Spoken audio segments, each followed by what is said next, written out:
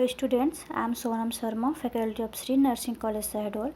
Today we will discuss about immunity, subject of microbiology. So, firstly we will see introduction of immunity. Immunity, it means immunity is the ability of the body to protect against all type of foreign bodies like bacteria, viruses, toxic substance, etc. which enter the body. Okay, it's classified as innate immunity and acquired immunity.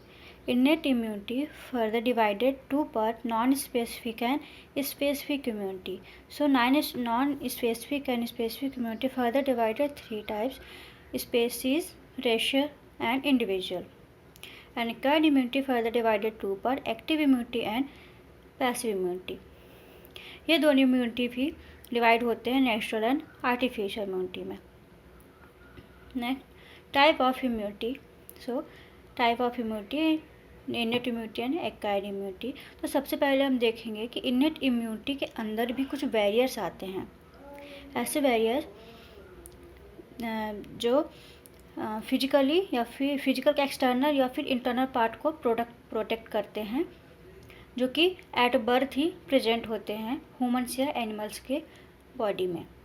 ठीक है, जैसे कि हम जानते हैं कि innate immunity हमको at birth provide होता है, एट बर्थ ही प्रेजेंट होता है इम्यूनिटी, उसको बोलते हैं innate immunity. And acquired immunity वो इम्यूनिटी होता है जो पास आउट होके आता है. जैसे one person to another person pass out होकर के आता है, उसको बोलते हैं एक्वायर्ड इम्यूनिटी. तो इनेट इम्यूनिटी जो एट बर्थ प्रोवाइड की जाती है या फिर प्रेजेंट होता है, उसमें से कुछ वेरियर्स भी हैं. जैसे वेरियर्स में फर्स्ट वेरियर है anatomic barrier, and second phagocytic barrier, third blood protein barrier and cytokines barrier. तो सबसे पहले हम वेरियर्स को देखते हैं. एंड इनेट इम्यूनिटी क्या है? The innate immunity system, also as non-specific immune system, and innate immunity system provide immediate defense against infection and are found in all classes of plants or animal life. Innate immunity एक ऐसी immunity है जो immediate response करती है, मतलब जो कि एकदम तुरंत रिस्पॉन्स करती है जब भी कोई फॉरेन बॉडी या फिर इन्फेक्शन हम बॉडी में अटैक करता है. कोई भी हो, ह्यूमन हो, एनिमल हो या फिर प्लांट में हो, उसको बोलते हैं हम इनेट इम्यूनिटी, जो कि जिसका इमीडिएट रिस्पॉन्स होता है. सो कुछ वेरियर्स देखते हैं. जैसे एनाटॉमिकल वेरियर्स में है skin and mucous membrane. So skin कैसे प्रोटेक्ट करती है? Chemical barrier retarded entry of microbes, acidic environment retarded growth of microbes. जैसे कि स्किन में कुछ पार्ट्स ऐसे हैं जो एसिडिक इन्वायरमेंट के हैं, जिससे क्या होता है कि माइक्रोब्स का जो ग्रोथ है वो रुक जाता है, माइक्रोब्स किल हो जाता है. एंड म्यूकस मेम्ब्रेन, म्यूकस के थ्रू भी कुछ फॉरेन पार्टिकल्स किल हो जाते हैं. Second is physiological barrier. इसमें क्या आता है? टेम्परेचर या फिर लो पीएच. अगर आपकी बॉडी का टेम्परेचर इंक्रीज हो रहा है, और ये कब होता है? जब भी कोई फॉरेन बॉडी का अटैक होता है आपकी बॉडी में, तो फॉरेन इन्फेक्शन को शो करने के लिए टेम्परेचर आपका इंक्रीज हो जाता है. उससे क्या है कि इन्फेक्शन का जो ग्रोथ है वो भी रुक जाता है. कुछ इन्फेक्शन के जो ग्रोथ हैं वो रुक जाएंगे, और जितने भी अपनी इम्यूनिटी है, इम्यूनिटी सेल्स हैं, वो फिर उसको किल कर देते हैं. तो आप जानते ही होंगे कि टेम्परेचर कोई डिजीज़ नहीं है, टेम्परेचर ओनली सिम्टम है. आप सिम्टम है ये बताने के लिए कि आपकी बॉडी में किसी भी टाइप का इन्फेक्शन का अटैक हुआ है. एंड आपकी बॉडी में अगर पीएच एसिडिक नेचर, पीएच आपका एसिडिक है, तो उसे भी माइक्रो ऑर्गेनिज्म किल हो जाएंगे. Third is phagocytic barrier. Phagocytic barrier जैसे आपके जानते ही हैं कि कुछ जैसे WBC में है, WBC सेल है, वो फैगोसाइट का काम करता है. जब भी कोई इन्फेक्शन उस तक पहुंचता है तो फैगोसाइट कर लेता है, मतलब कि बैक्टीरिया फिर कोई माइक्रोब्स को वो निगल करके उसको किल कर देता है, डिस्ट्रॉय कर देता है. फोर्थ चीज़ इन्फ्लामेटरी बैरियर.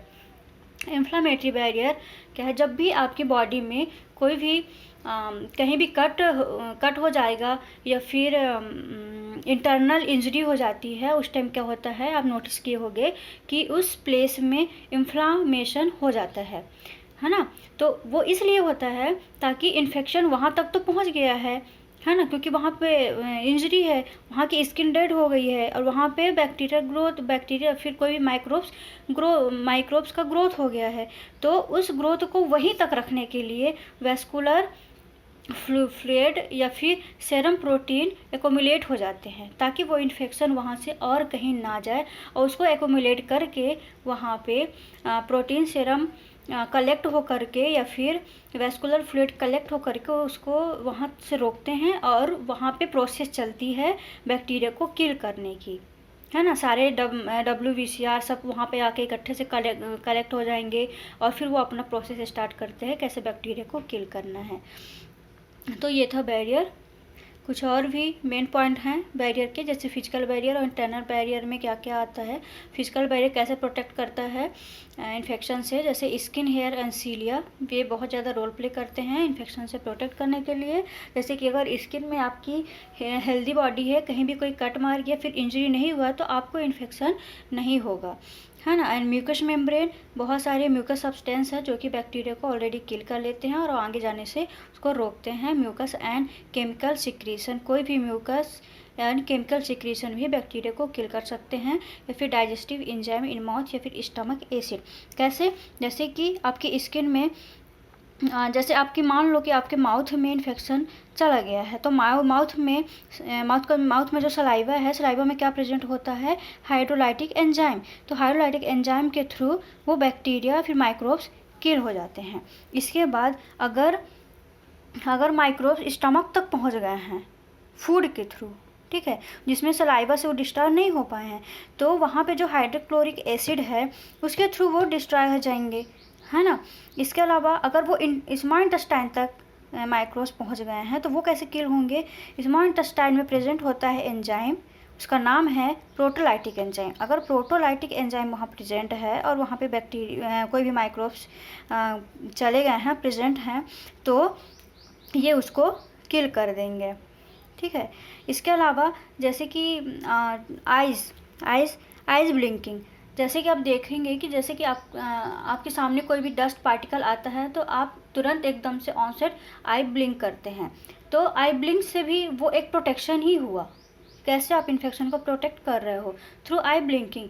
इसके अलावा अगर आई ब्लिंकिंग के थ्रू आप प्रोटेक्ट नहीं कर पाए तो कभी कभी क्या होता है, कुछ डस्ट पार्टिकल या फिर कुछ भी इन्फेक्शन आपके आई में भी हो जाता है, तो उस टाइम आप देखोगे कि आपका बहुत ज़्यादा टीयर सिक्रीशन होता है, बहुत ज़्यादा आंसू निकलते हैं, तो उसके थ्रू भी कुछ माइक्रोब्स किल हो जाते हैं। टीयर्स में कौन सा एंजाइम प्रेजेंट होता है, लाइसोजाइम के थ्रू कुछ इन्फेक्शन किल हो जाते हैं। इसके अलावा एसिडिक नेचर होता है urinary track and vaginal area का, तो उसके थ्रू भी एसिडिक नेचर के थ्रू वहाँ भी कुछ इन्फेक्शन किल हो जाते हैं। तो ये था बैरियर आपका, जो कि किसका पार्ट था, इन्नेट इम्यूनिटी का। मतलब ये जो बैरियर्स हैं अभी जो हम पढ़े हैं और जानते भी हैं कि हाँ ऐसा होता है प्रोटेक्शन, तो ये हमको एट बर्थ ही मिलता है, ह्यूमन को भी और एनिमल को भी, है ना, एट बर्थ मिलता है। तो जो भी चीज़ें हमको एट बर्थ मिलती है वो आती है इन्नेट इम्यूनिटी के अंदर, ठीक है। अब हम मेन टाइप में जाते हैं। सो immunity further divided 2 types, innate immunity and acquired immunity. So innate immunity the 2 type, non specific and specific. सबसे पहले हम देखेंगे innate immunity. So firstly species immunity. Species immunity मतलब स्पेशली किसी एक मतलब वो स्पेशली इम्यूनिटी होता है, किसी एक चीज़ के लिए या फिर किसी एक लोगों के लिए ही वो बनाया जाता है। जैसे कि स्पेशली इम्यूनिटी वर्ड्स में होता है क्या, टिटनेस के अगेंस्ट। वर्ड्स में, सारे वर्ड्स में स्पेसिस इम्यूनिटी पाया जाता है, किसके अगेंस्ट, टिटनेस टॉक्साइड के अगेंस्ट। मतलब उनको टिटनेस कभी भी नहीं हो सकता है, उसमें प्रेजेंट होता है tetanus immunity. Second is racial immunity. Racial मतलब जैसे कि रेशियल मतलब कुछ इम्यूनिटी मतलब अदर टाइप के जो रेसेस हैं, जैसे कि कुछ अलग वर्ड्स हैं, है ना, अलग कास्ट के अलग क्लास के वर्ड्स हैं, कुछ अलग क्लास के वर्ड्स हैं, तो दोनों क्लास में सेम इम्यूनिटी प्रेजेंट नहीं होगा, कुछ में कुछ अलग इम्यूनिटी प्रेजेंट होगा और कुछ में कुछ अलग प्रेजेंट होगा इम्यूनिटी, उसको हम बोलते हैं racial immunity. And individual immunity, हर एक इंडिविजुअल में कुछ ना कुछ ऐसी इम्यूनिटी प्रेजेंट होती है जो फॉरेन या फिर एंटीजन के अगेंस्ट वर्क करता है। ये सब एट बर्थ ही प्रेजेंट होता है, इसको हम बोलते हैं इन्नेट इम्यूनिटी। ओके, जो कि स्पेसिफिक और नॉन स्पेसिफिक के अंदर आता है। अब हम जाते हैं एक्वायर्ड इम्यूनिटी। एक्वायर्ड इम्यूनिटी भी दो टाइप्स के हैं, एक्टिव एंड पैसिव। जैसे कि आपको एक्टिव नाम से ही पता चल रहा है कि एक्टिव मीन्स होता है, मतलब कि जो एकदम से एक्टिव होता है, जैसे ही आपकी बॉडी में कोई इन्फेक्शन अटैक करता है तो ये अलर्ट हो जाता है ना। इन्फेक्शन जैसे अटैक हुआ आपकी बॉडी में, ये एक्टिव हो जाता है और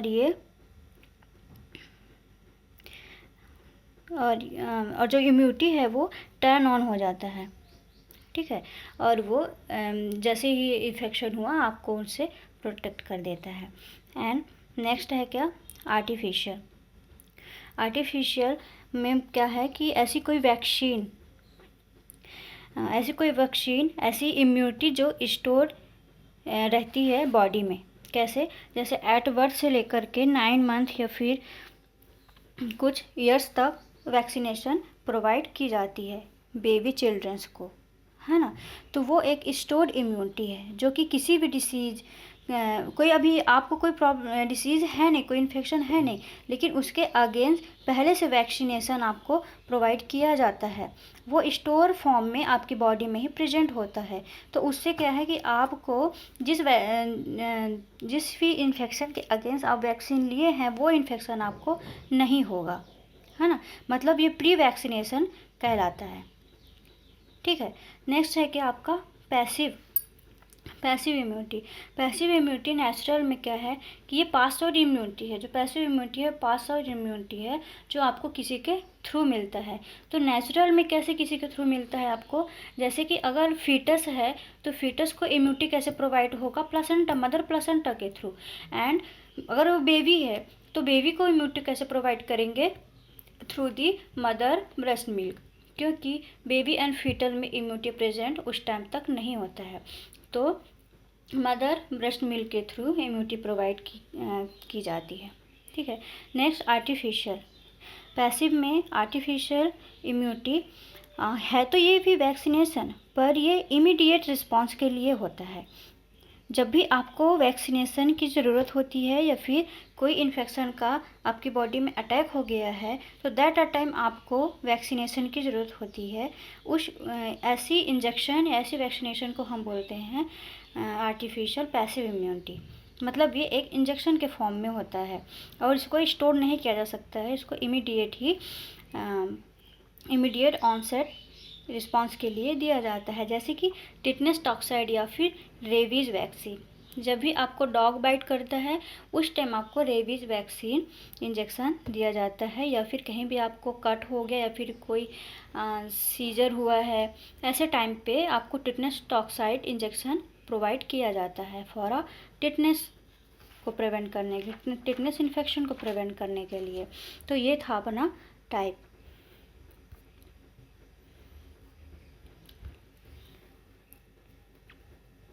हम देख ही चुके हैं एक्वायर्ड इम्यूनिटी क्या है, जो एडॉप्टिव है। ऐसी इम्यूनिटी जो कि एडॉप्टिव है, पास आउट होके आता है one person to another person, है ना। टाइप ऑफ एक्वायर्ड इम्यूनिटी या फिर पैसिव इम्यूनिटी हम टाइप में इसको पढ़ ही चुके हैं।